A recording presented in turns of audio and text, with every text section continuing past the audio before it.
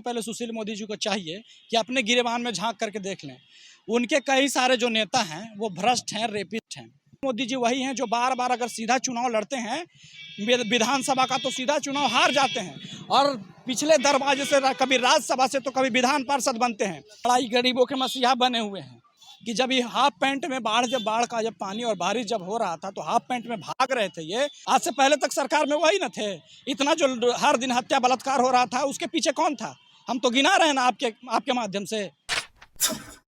जय भीम, नमो बुद्धाय। मैं राजकुमार मांझी और आप देख रहे हैं द एक्टिविस्ट। इस वक्त पटना के सड़कों पे हम हैं और हमारे साथ आरजेडी के छात्र युवा नेता हैं शैलेश कुमार यादव, जो जहानाबाद से आए हैं।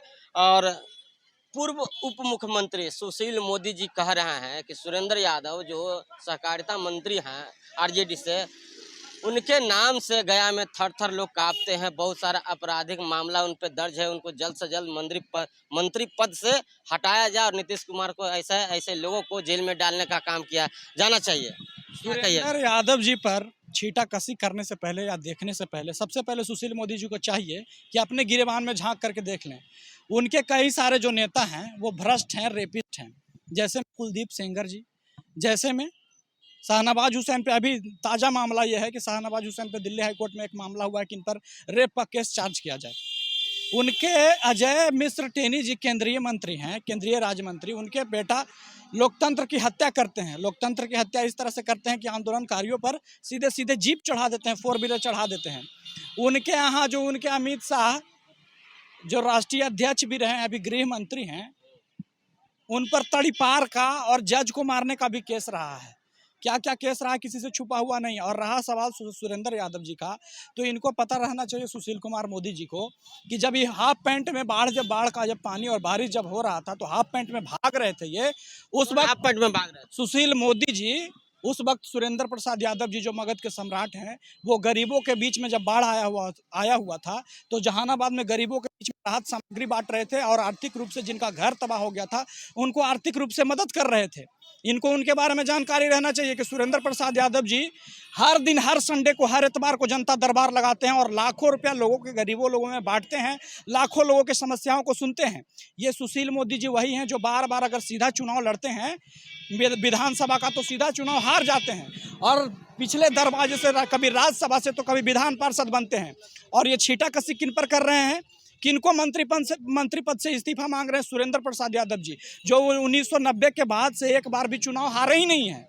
जनता ने उन्हें चुन करके भेजा है। और एक बात आपके माध्यम से बताना चाहते हैं कि जब से लालू यादव जी का और तेजस्वी यादव जी का सरकार में ये गठबंधन हुआ है, सरकार जो हम लोग के गठजोड़ से चल रहा है, तब से इन लोगों के पेट पिर्री हो गया है। तब पेट पिर्री के कोई उपाय है? जलनशीलता के कोई उपाय है? ज़रूरत से ज़्यादा दिक्कत बुझा रहा सुशील मोदी जी, तो सल्फास के गोली खा लीजिए, उसके अलावा तो कोई उपाय नहीं है। सल्फास के गोली भी खाइएगा तो कोई उपाय नहीं है। सरकार बदलने वाला है, आई सरकार आगे तक अटूट है, आगे भी बनेगा, कहीं कोई इफेंट बट नहीं है। अगला बार भी चुनाव होगा तो आप जो सोच रहे हैं, इतना बड़ा बड़ा बयान दे रहे हैं सब मंत्री पर निकाल करके, असल में मामला ये है कि इनके अपने पार्टी में बड़ा गठजोड़ ये चल रहा है, मारामारी चल रहा है कि कौन आगे बीजेपी में निकल जाए, कौन चेहरा हो जाएगा मुख्यमंत्री का अगला बार। इसलिए अपने नेताओं से आगे बढ़ने के होड़ में बिना कुछ अनाप शनाप अनर्गल बयानबाजी कर रहे हैं सुरेंद्र प्रसाद यादव जी पर। जितना आरोप लगाए हैं वो सारे आरोपों में कोर्ट ने उनको बरी किया है, जमानत भी दिया है, सारे कोर्ट से केस खत्म हो चुके हैं। उल्टा सुरेंद्र प्रसाद यादव जी के हम लोग समर्थक हैं और इन पर उल्टा मानहानि का केस दर्ज करेंगे। जिस तरह से ये हमारे नेता को और पहले भी लालू प्रसाद यादव जी को, तेजस्वी प्रसाद यादव जी के चेहरा को हमेशा धूमिल करने के लिए अनर्गल बयानबाजी करते हैं। जनता भी इस बात को समझ चुकी है कि इनका जनता से कोई सरोकार नहीं है। जनता जब बाढ़ में मरते रहती है, कोरोना में मरते रहती है, तो ये आता पता रहते हैं। ये बयान उन्हीं लोगों पर देते हैं जो जनता के सेवक हैं, जनता की सेवा के लिए हमेशा तत्पर रहते हैं, जैसे डॉक्टर सुरेंद्र प्रसाद यादव जी।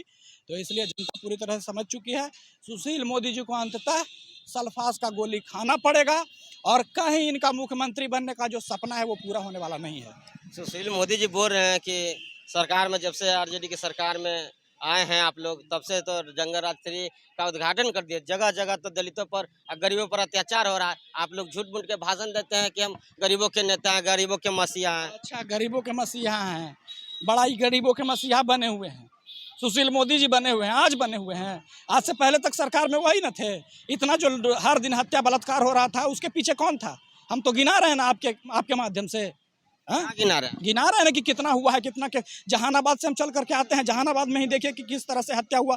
जहानाबाद में दलित व्यवसायी थे जो चलाते थे, क्या बोलते हैं वो, आर्मी वाला कैंटीन चलाते थे, पासवान जी थे, उनका हत्या हुआ। दिन दहाड़े हत्या हुआ। दिन दहाड़े रुपेश हत्याकांड हो जाता है, आपको पता ही है। दिन दहाड़े जहानाबाद में श्री राम होटल के मालिक का हत्या हो जाता है। दिन दहाड़े जहानाबाद में एक डॉक्टर व्यवसायी थे होम्योपैथिक के, उनका हत्या हो जाता है। इन सभी हत्याओं को हम लोग देख चुके हैं, और ये जितना भी घटना बता रहे हैं, ये सब हाल फिलहाल का घटना है। समझ रहे हैं ना? कितना पटना में भी किस तरह से लूट हुआ है, किस तरह से बड़ा बड़ा धंधा हुआ है, ये सभी किसी से छुपा हुआ नहीं है।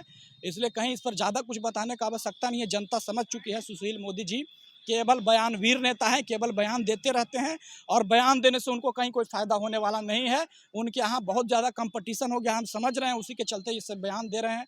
ये सही नीतीश कुमार जी कहते हैं कि जब तक सुशील मोदी जी अब भाजपा वाला ये सब जो नया नया नेता है, ये हमारा पर जब तक बोलेगा ना, तो ये सब भाजपा वाला, दिल्ली वाला, ये सब के आगे बढ़ावेगा कैसे? बस वही बात है। धन्यवाद। देखिए, जितना भी इनसे बात हुई है, क्या प्रतिक्रिया कमेंट बॉक्स में बताइएगा। अगर ये वीडियो आप फेसबुक पे देखते हैं तो शेयर कीजिए, कमेंट कीजिए, और यूट्यूब पे देखते हैं तो सब्सक्राइब कीजिए। धन्यवाद।